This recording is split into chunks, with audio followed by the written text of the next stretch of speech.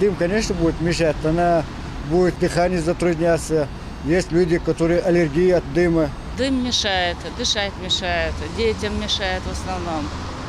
Этот дым приходит, заходит в дом. Мне кажется, что листья нужно сжигать. С помощью этого можно очистить улицу.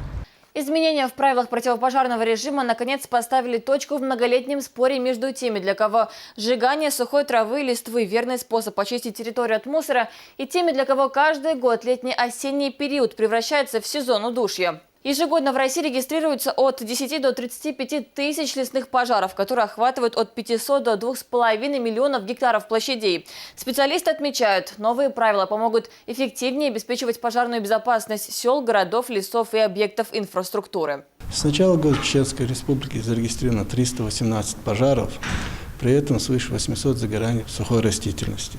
Процентов 90 – это чисто человеческий фактор, то есть элементарное небрежное отношение к открытому огню. Это будь то разведение какого-нибудь костра, либо сжигание мусора, который впоследствии до конца не тушится, и огонь может перекинуться по сухой травянистой растительности на большие площади. За нарушение этих требований мы сможем людей привлекать к административной ответственности. Согласно новым правилам, теперь запрещается выжигать сухую траву и листья на землях сельскохозяйственного назначения и землях запаса, а также вблизи автомобильных дорог, железнодорожных путей, мостов, эстакад и трубопроводов. За новые требования выступают и экологи, и врачи. Наносится вред зеленым насаждениям, разрушается верхний плодородный слой почвы, оказывает воздействие на органику и всю окружающую среду в целом. Кроме того, при сжигании сухой растительности в атмосферу попадает большое количество негативных веществ. В листья и в траву, которые мы сжигаем осенью,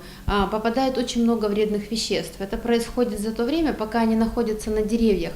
Они впитывают в себя все вредные вещества, в том числе выхлопные газы автомобилей и свинец, который находится в большом количестве в этих газах, и практически всю таблицу Менделеева.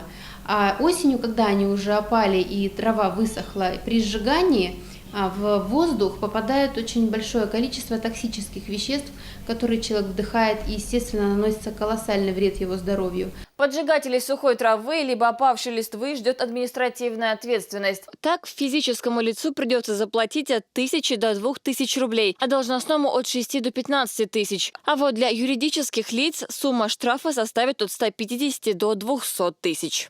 Но если не сжигать, то что тогда делать с опавшими листьями и сухой травой? На этот вопрос у каждого специалиста свой ответ. Было бы лучше не сжигать всю эту растительность, а собирать ее и вывозить для дальнейшей переработки в удобрения. Вывозить надо. То есть у нас специализированные службы, скажем так, мусор вывозится.